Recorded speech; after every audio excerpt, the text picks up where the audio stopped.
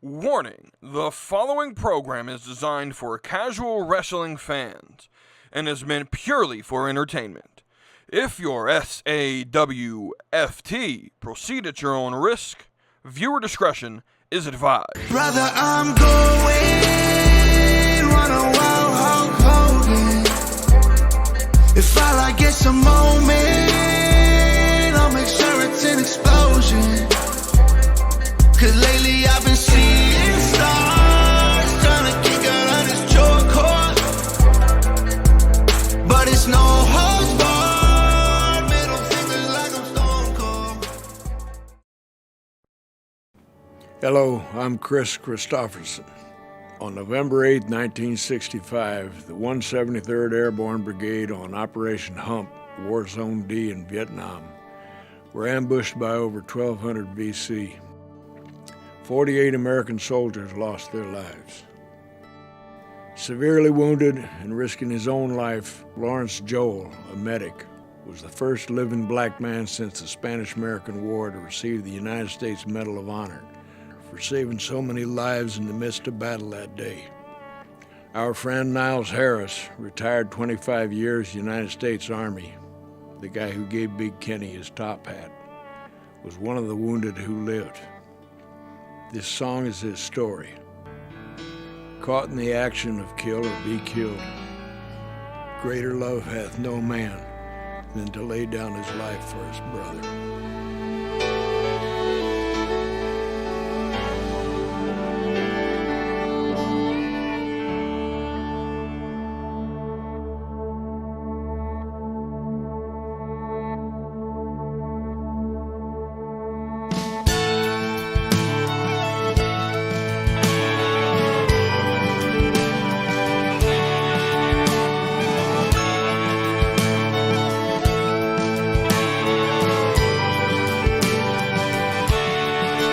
Said goodbye to his mama as he left South Dakota to fight for the red, white, and blue. He was 19 and green with a new M16, just doing what he had to do.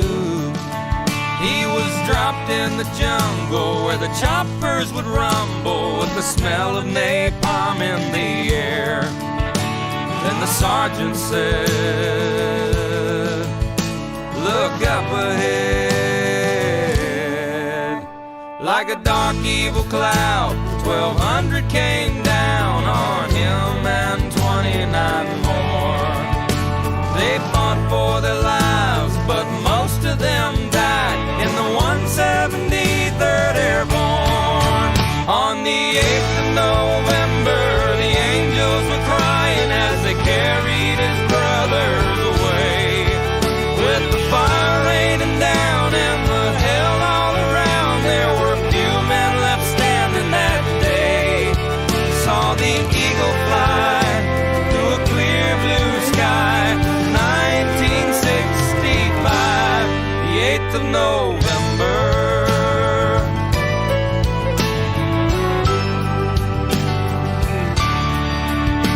Now he's 58 and his ponytail's gray, but the battle's still blazing his head. He limps when he walks, but he's strong when he talks about the shrapnel that left in his leg. He puts on a gray suit over his airborne tattoo, and he ties it on one time a year, and remembers the fallen as he orders a tall one and swallows it down with his tears. On the 8th of November, the angels were crying as they carried his brothers away. With the fire raining down and the hell all around, there were few men left standing that day. Saw the eagle fly through a clear blue sky. 1965, the 8th of November.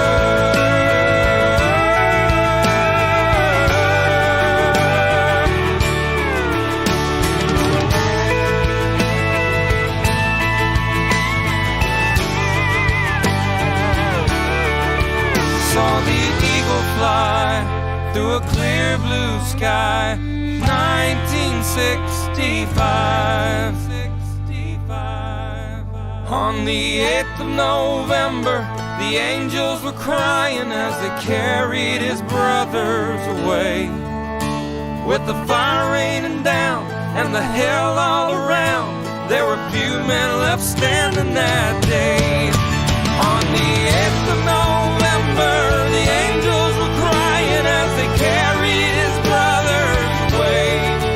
With the fire raining down and the hell all around, there were few men left standing that day. Saw the eagle fly through a clear blue sky, 1965, the 8th of November.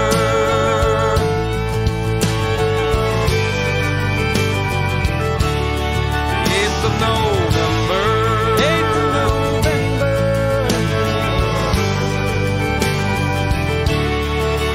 Said goodbye to his mama as he left South Dakota to fight for the red, white, and blue. He was 19 and green with a new M16, just doing what he had to do.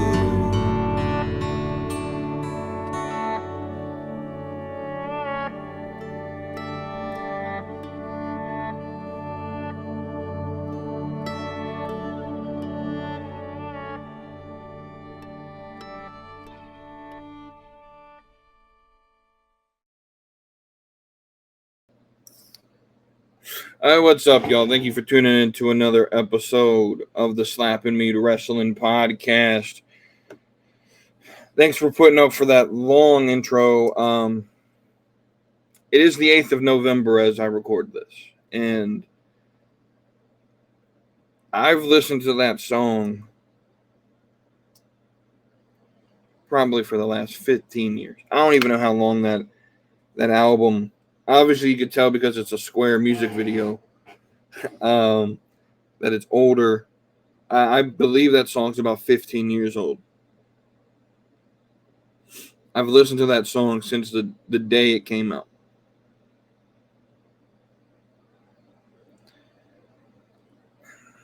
And I share that video every year. Oh, shit, yeah. That album came out in 2005. So, yeah, that thing's almost 20 years old. I share that song the best of my ability every year on this day. There's one thing you'll know about me. You need to know about me. I don't care about a lot of people's beliefs. You can believe what you want to believe. But I respect this country, and I respect those who fight for it. And I'm okay taking the copyright strike I know I'm going to get for playing the full 6 minutes. And we're going to get into the wrestling talk. But there are some things to me that are more important than talking about wrestling or my opinion on wrestling. And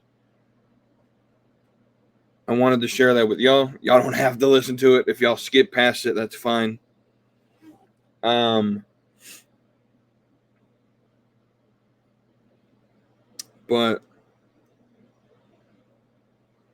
it's just a reminder to me every year of that, especially as we move into Monday being Veterans Day. I believe it's Veterans Day on Monday. I believe that's the holiday everyone's off at work for.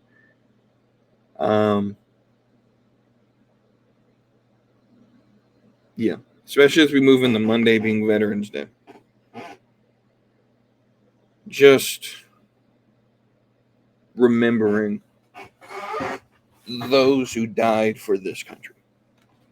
That's a big message of mine. We give a lot of crap to people who fought in Vietnam. Wasn't the most popular war. But as someone who, like most people, maybe a lot of people,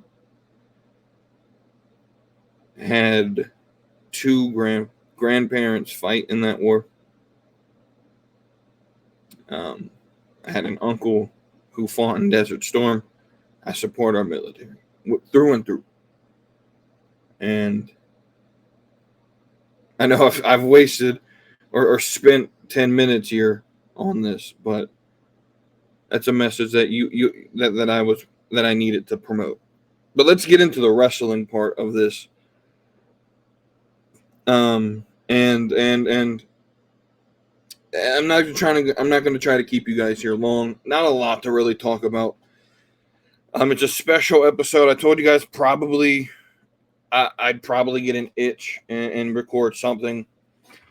I want to talk about three things. Or really it's two things. NXT, I'm not going to review the show. I'll give some things that I like. I like how they utilize the ECW legends without nostalgizing. And that's a new word that I made up. It would have been super easy for Shawn Michaels to take over ECW Arena and had RVD and Bubba Ray and Devon and Rhino and all of them overshadow the NXT talent. But instead, they put them in places that put over NXT talent. Nunzio was great. Rhino was great. Bubba not being a part of the decision and still sort of putting over other talent. Fantastic, right? I love the way they used. That was a great episode. But what I want to talk about coming out of it was NXT on a different night still won in the ratings against AEW.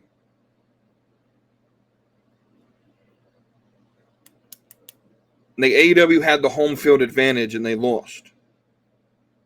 So I don't want to hear about this is where the best wrestle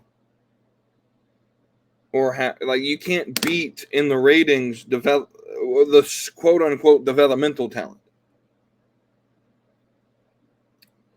That's why I call it all extinct wrestling or almost extinct wrestling. The ratings aren't good. Like you have to be sitting at Warner Brothers right now thinking, man, I'm glad we got that option at the end of the third year because this ain't looking good. This ain't looking good at all. NXT loses in the ratings. Or excuse me, NXT wins in the ratings, AEW loses. And I think a lot of it has to do with NXT is the best product there is in wrestling. And I say that time and time again, but it really is the best thing in wrestling.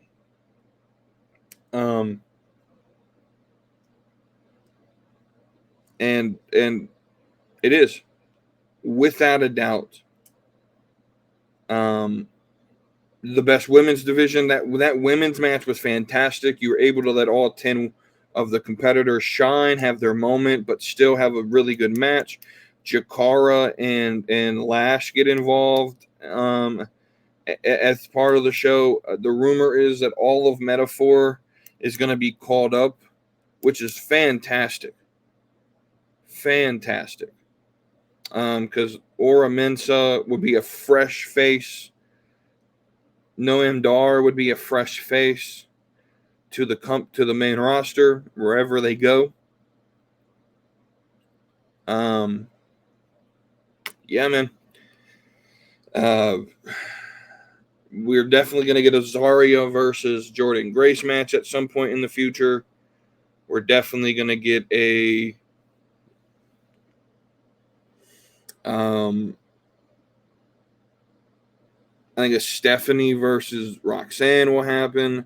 I think Zarya got the pin, didn't she? So I think she's going to have to get a title match down the line.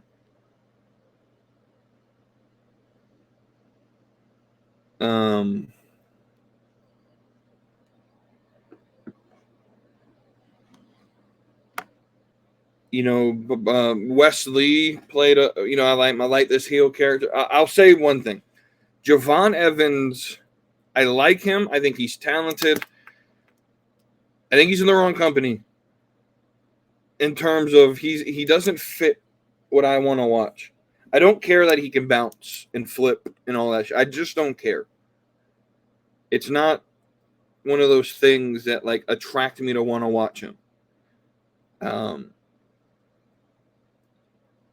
don't get that. I get it. I like him. I think there's potential there, but I think if he stays a little bit more grounded and because he's a decent promo, I want to support him because he's a North Carolina boy. He's a decent promo. Really, like I think he's miles above where other people are at his age at promo abilities. I just the bouncing and the flipping and all of that, just personally, I'm not a big fan of, and I wish he would stay a little bit more grounded because I think he's really good if he stays off the ropes. Like when he's just wrestling he's good. My problem with all the high risk stuff is that it leads to situations like the botched RKO in St. Louis, right?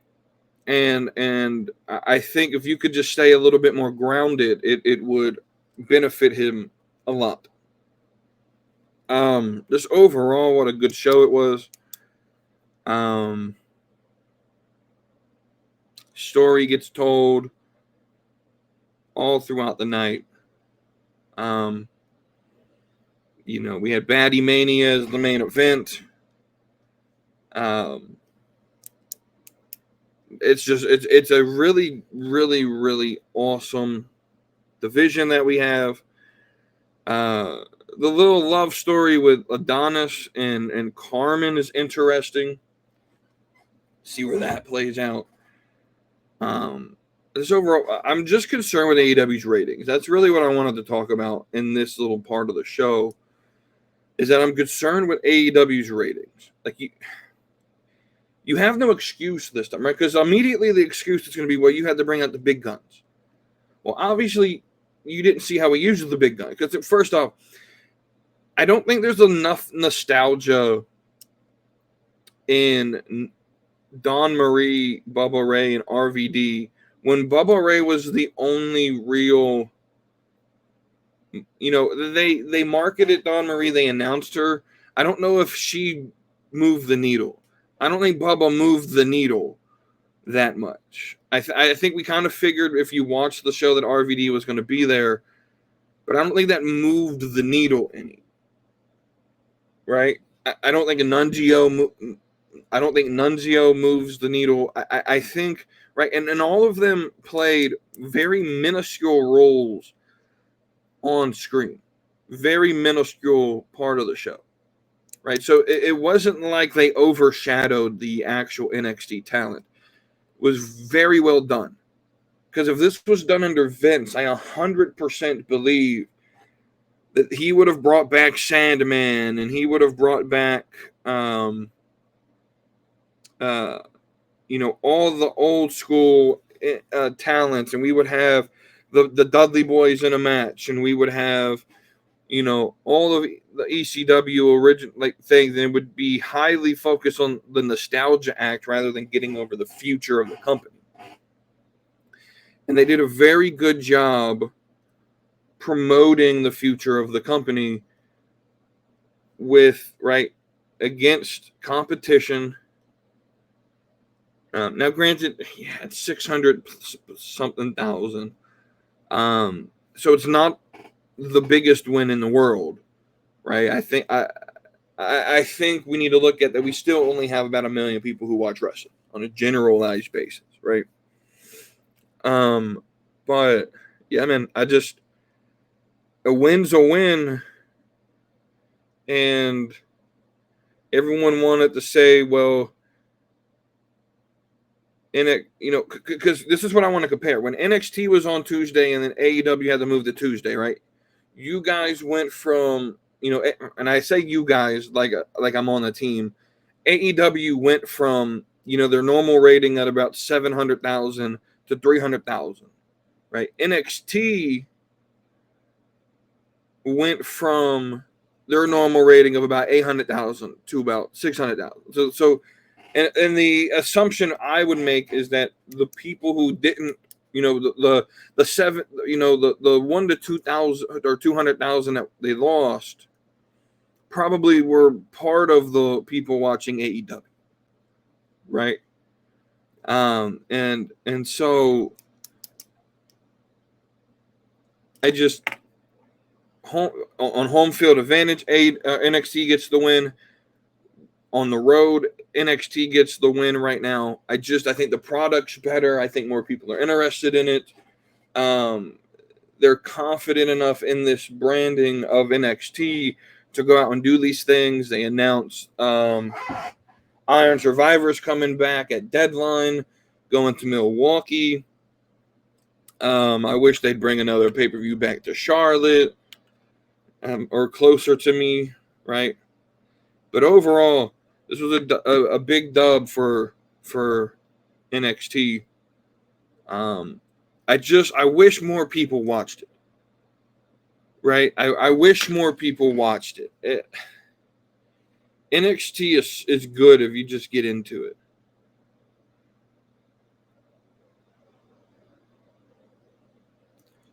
Right?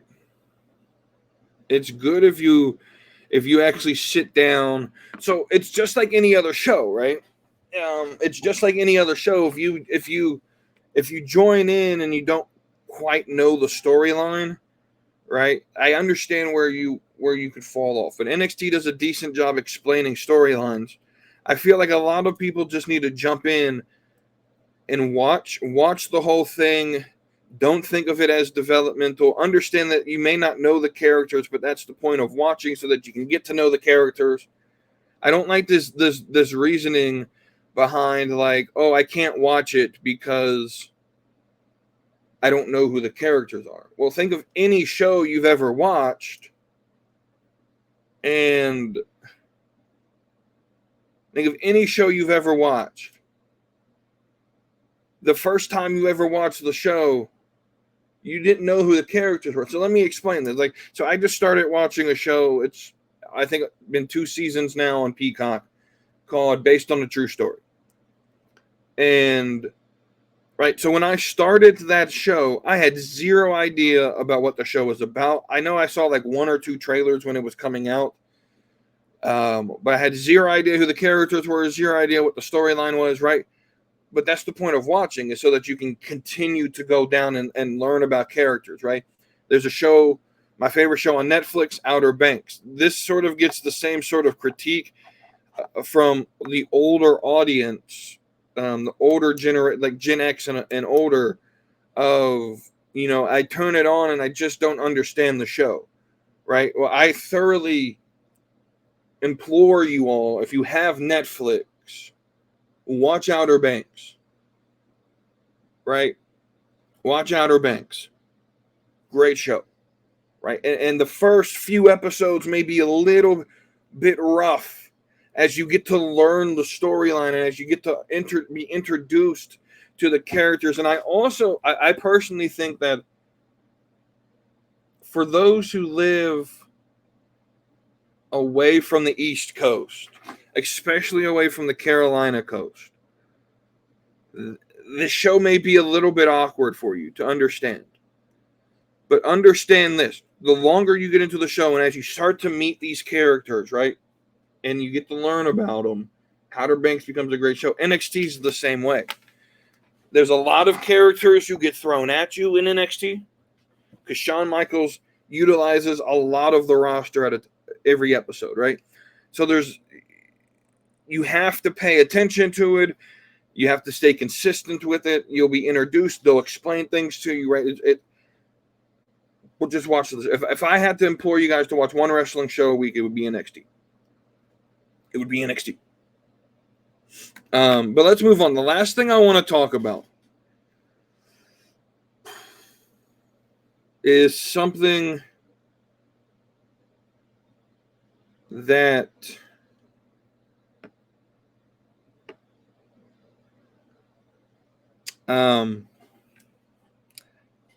I've been talking about this for a year and a half now.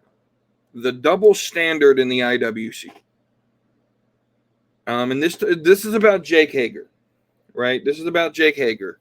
So Jake Hager goes on, and I just see a random tweet from him saying like Tony Khan's like a communist or something. And I'm like, okay, where did that come from? And so I go to his page, and he starts talking about Tony Khan basically silencing him from voicing his opinion, right? So he does start coming out and starts voicing his opinion on, I guess, the election, and who he supports. And first off, this is the dude who did the "We the People" gimmick in WWE. It's hard to believe that this dude would be anything but somewhat Republican, right? And so, again, I don't care what your voting preference is. This is a wrestling show. I'm not here to talk politics, right? We can do that off the set if you want. I'll just be forward and with you guys politics. There's the reason I didn't have a show on Tuesday. I'm very active in the political world. I have very bold opinions on certain things, and I stand behind them. That's one thing another thing you'll learn about me is I stand behind my opinions, right?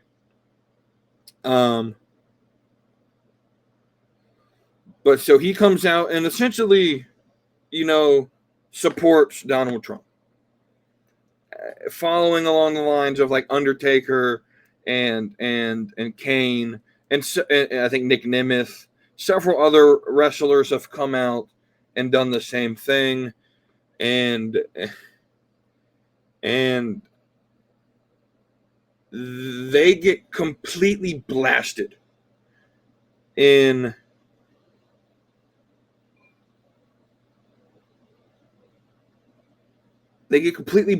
for their political opinion. But you have people like Kayla Braxton, who's now going by her real name, Kayla Becker. You have essentially 90% of the wrestling industry, the fan base, right? A lot of the newer indie up-and-coming wrestlers, they can come out and spout their political beliefs about Kamala Harris and them supporting her. But the second someone steps out in the opposition, again, I'm not trying to get political, but I try to make points with this, right? Because I called this out June of last year when they tried to cancel me for having a different opinion than them, that there's a double standard in the wrestling world. And that double standard is solely because if you agree with me in my ideology, we're okay with you. But if you disagree, we're going to try to get rid of you. And so Jake Hager comes out in support of Trump, and then he loses a booking at an indie show. And I'm all for calling these motherfuckers out. Blitzkrieg Pro Wrestling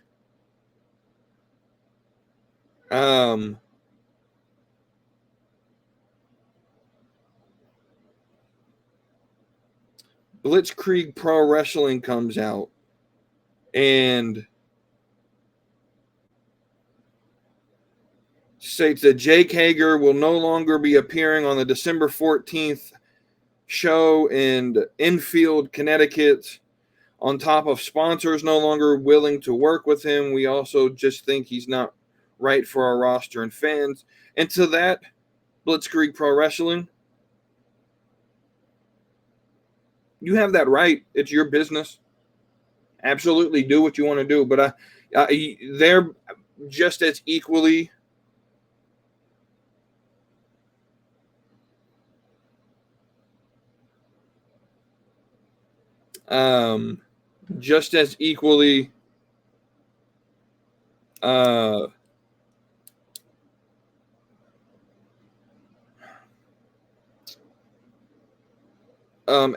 responsible. I lost my train of thought for a second. I had a notification pop up.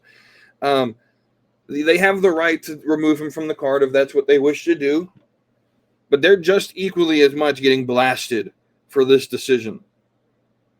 And very well so, in my opinion. I don't understand this culture we have where if you disagree with me, we're gonna stop you from working. I don't understand where this comes from. It's become more prevalent on both sides of the political spectrum, but more so on the left, where if you disagree with them, they get violent, they get physical, and a lot of times they go after you, your family. They try to dox you. They try to get you removed from your job. I'm not for that shit. I don't understand it. Like, Jake Hager has the right to have whatever opinion he wants. And you may not agree with it, but I don't understand why you would deprive your fans of Jake Hager wrestling at your company. I'm not saying people bought tickets to see Jake Hager, but I've never heard of Blitzkrieg Pro Wrestling, right? And if I lived in that area and never heard of them, and I had a big star like Jake Hager coming in, I'd buy a ticket to go see Jake Hager. I buy tickets to indie shows just for the big stars that they bring in. For example, I just bought tickets to, back in August or September, I think it was late August, I bought tickets to an indie show solely because of the meet and greet. To meet Bubba Ray, to meet Nick Nemeth, to meet Enzo Amore. Those were the only three people I gave any shits about when I went to the show. I bought a ticket solely for Nick Nemeth and Enzo. Right? So if you remove that money, look, you deserve the result that comes for it, right? Again, you have the right to do that, but I just don't understand that from a business perspective. There's a double standard, right? In the industry, within the wrestling fandom, within this culture in general, that you can, as long as you believe this and that, and you agree with me, and I'm on the side of the argument that says, have your political opinions, that's fine. We may disagree, but if we're talking wrestling, we're talking wrestling. But I'm also going to call it a double standard, right? And this was the double standard I called out in June of 2023. It's a double standard I've consistently called out in the year and a half since then. That you can agree, if you are, what we would consider the political left in America, you can say whatever you want. But if you come out in support of more conservative candidates, because the fan base is about 90% liberal, it feels like, the hardcore fan base, or the more IWC fan base, if you come out, or if you're a wrestler who comes out in support of a conservative candidate, you are absolutely black. Kane gets black. Understand? Kane's the mayor of a county in Tennessee. So his entire job now is to be political. And he still gets, he says things, and he still gets, I hope you die. I hope that death threats gets thrown. I'm so sad that I'm so embarrassed that you were my favorite wrestler growing up, or whatever, right? I just, these people don't live in fucking reality, dude.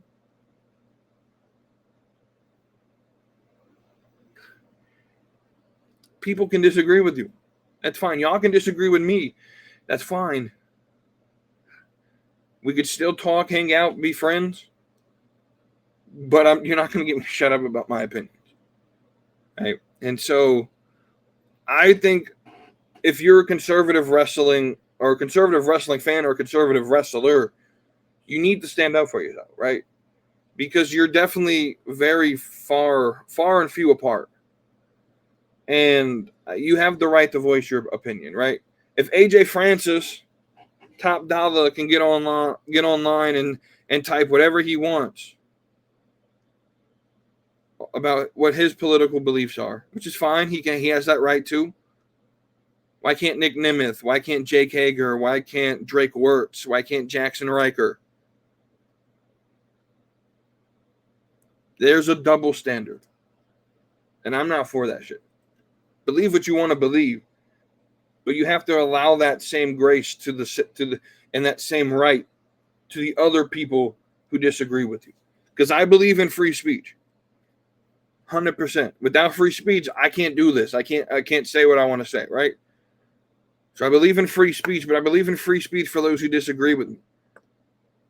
Even if I believe their beliefs are stupid, I believe that they have the right to speak them. But I also have the right to counter what they say, and they have the right to counter what I say, right? That's the whole idea of this, is that everyone has the right to free speech. Now, that doesn't mean you have the right to, that doesn't mean that, I have free speech so I could say whatever I want with zero consequences. Sometimes there are consequences to things you say, right? Whether it be the consequence of me coming back, like you have free speech to say what you want, but I have the free speech to debate you and say, no, you're wrong. You also don't have the free speech to sort of like lie and misinform everyone. And that's a whole different topic, but I let people have their opinions. I don't understand why we're canceling Jake Hager over his beliefs. I don't know, man. It's crazy to me. I thought I mentioned it a little bit. So a little weird of an episode, just shorter than normal. I ain't got much else to say. I just want to come out here. Thank you all for listening. Links in the description for the Discord and all the affiliate links. Thank you all for listening. I will see y'all on Tuesday. So hit that subscribe, come along for the ride. AEW, WWE, we're always on side. From fantasy booking to baddies that slay. Slap and meet wrestling every Tuesday.